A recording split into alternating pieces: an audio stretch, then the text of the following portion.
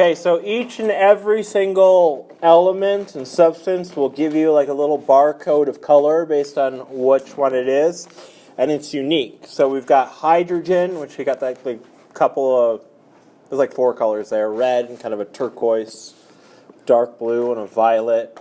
Helium. Neon's got the most of what we saw, right? Krypton, mostly violets and dark blues, but so white light, to kind of continue our notes here. White light is all the colors. So a continuous spectrum, when we look at something that's white light, we get all the frequencies of color, all the frequencies of light. What we're looking at here with these elements, they show only certain frequencies of light. Specific colors of red or blue or green that come off of these elements when you heat them up or run electricity through them. Okay? These are called atomic emission spectrum. They're sometimes referred to as bright line spectrum.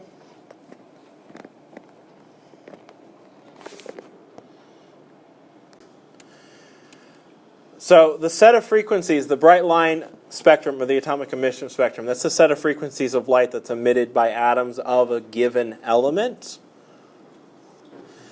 Each element is unique. It's got its own unique atomic emission spectrum. And there's hydrogens again. Now hydrogen, this one actually goes a little bit into the UV, by the way. So it shows a couple of the UV colors which we could not see over here.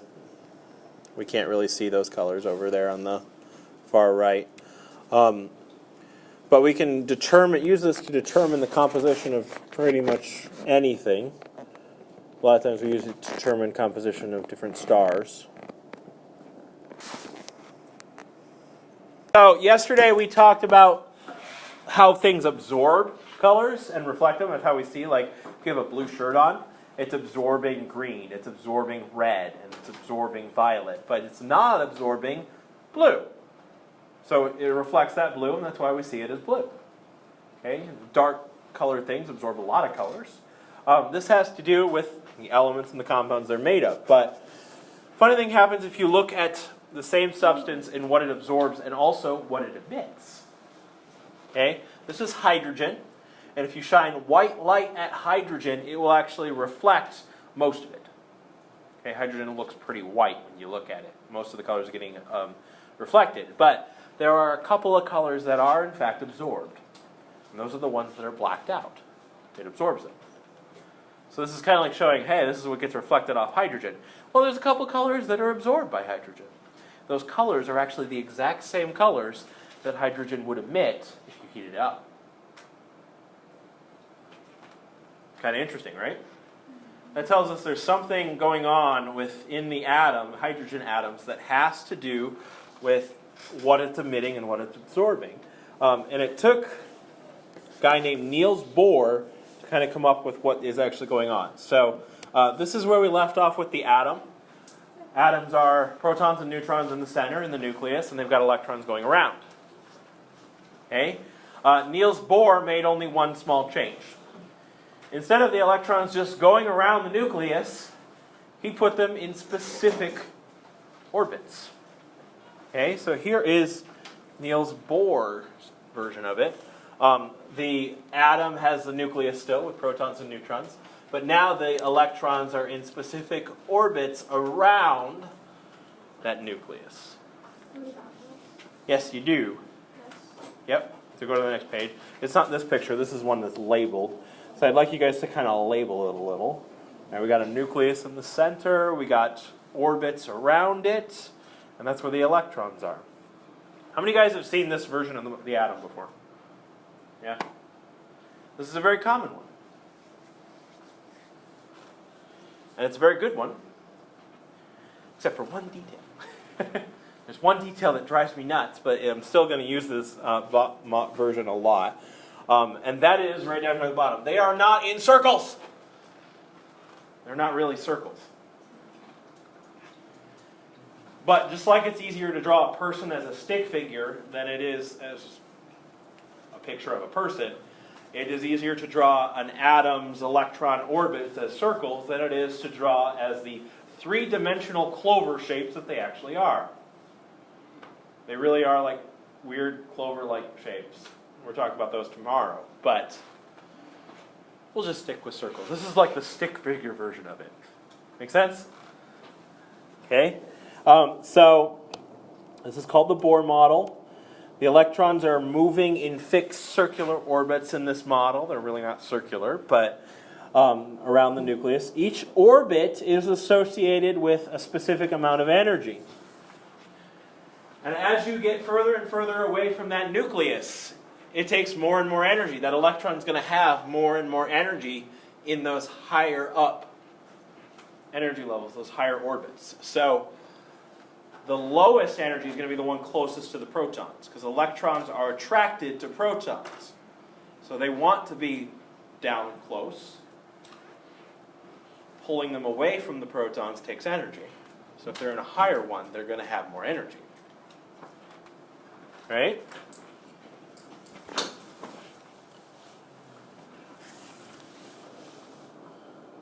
Okay. So what's going on with the whole absorbing and emitting thing? That's what I want to get into here. This is where this model comes into play. All right, so Bohr's idea is that electrons try to stay as close as possible to the nucleus. All right, so this is called the ground state when they're in the lowest possible energy level. That's where they are normally. The ground state.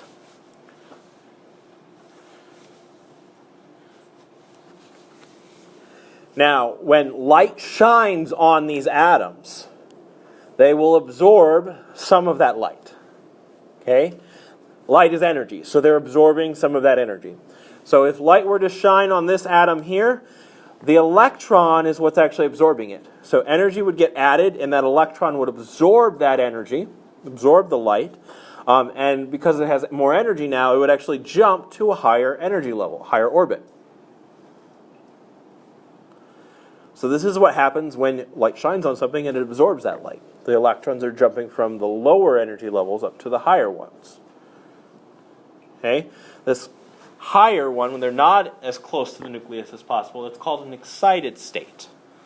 It's when electrons gain energy and they move up to a higher energy level.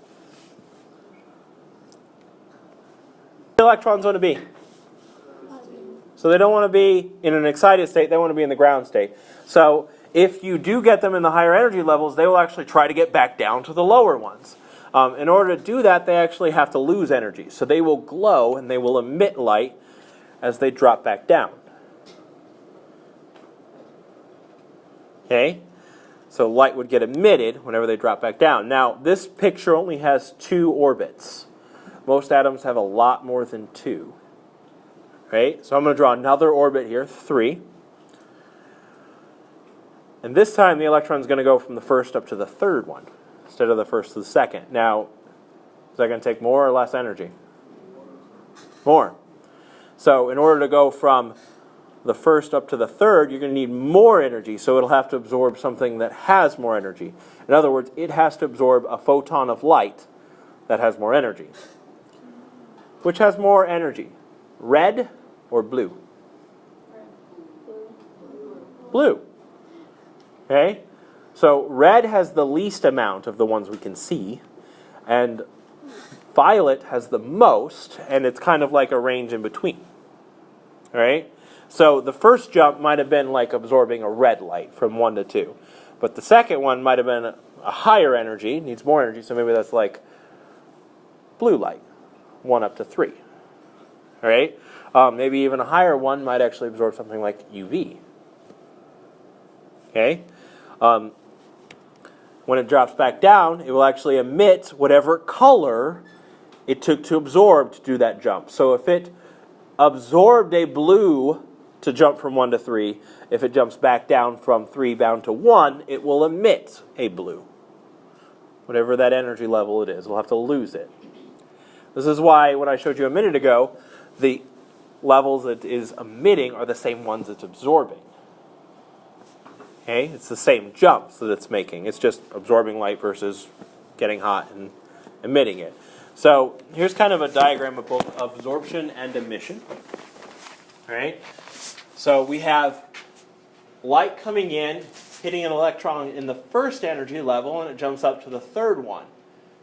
Okay? It's absorbing it. When it goes up, it's absorbing energy. Here it's in the second energy level, and light comes in and it jumps up to the third. So which of these is a bigger jump? 1 to 3 or 2 to 3? 1 to 3. So which one's going to be higher energy? The 1 to 3. So that first one there up top, that's going to be a higher frequency or a shorter wavelength. It's going to have more energy. That's going to be like blue or something. Whereas this one's going to be, say, red. All right? It's going to be not as big of a jump.